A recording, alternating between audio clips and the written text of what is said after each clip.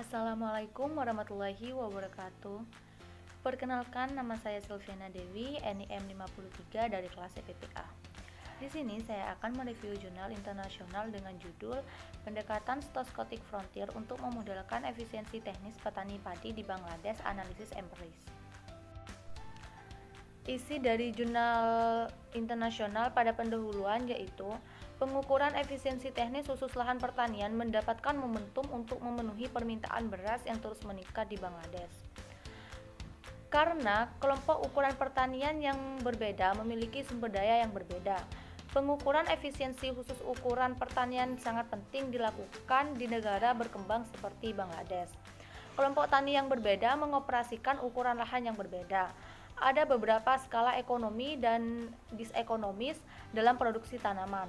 Luas lahan yang optimal harus memiliki skala ekonomi yang berlaku dalam proses produksi sehingga menghasilkan pendapatan yang lebih tinggi. Tujuan dari penelitian tersebut yaitu untuk mengembangkan spesifikasi dan estimasi modal stochastic frontier dan untuk memperkirakan efisiensi teknis spesifikasi ukuran lahan. Yang kedua yaitu untuk mengidentifikasi faktor-faktor yang menyebabkan variasi di teknis efek inefisiensi atau efisiensi teknis di antara petani.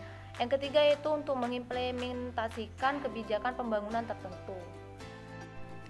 Penelitian ini menggunakan data primer yang dikumpulkan dari 1.360 petani melalui metode wawancara langsung menggunakan kuesioner pada 14 kabupaten yang berbeda di Bangladesh.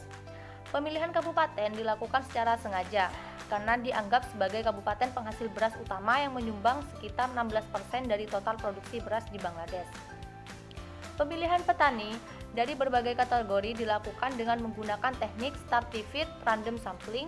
Studi ini melibatkan 4 kategori rumah tangga petani. Dari 1.360 petani, terdapat 138 petani yang dipilih dan diwawancarai. Dari hasil uji menggunakan stochastic frontier tentang padi di Bangladesh, didapatkan hasil dan pembahasan yaitu pada pertanian besar, variabel pupuk, pupuk kandang, biaya irigasi, lahan produksi, dan pengalaman memiliki koefisien yang positif dan signifikan. Pada pertanian menengah, kecil, dan marginal, pupuk, biaya irigasi, insektisida, dan lahan produksi mempunyai koefisien yang positif dan signifikan. Pupuk kandang berpengaruh positif dan signifikan terhadap produksi padi pada usaha tani kecil dan menengah. Dalam model efek inefisiensi teknis, usia dan pendidikan berpengaruh negatif dan signifikan terhadap efek inefisiensi untuk usaha tani sedang, sedangkan untuk usia juga mendapatkan tanda negatif untuk usaha tani besar dan marginal. Ini menyiratkan bahwa petani yang lebih tua memiliki inefisiensi yang lebih rendah dibandingkan dengan petani yang lebih muda.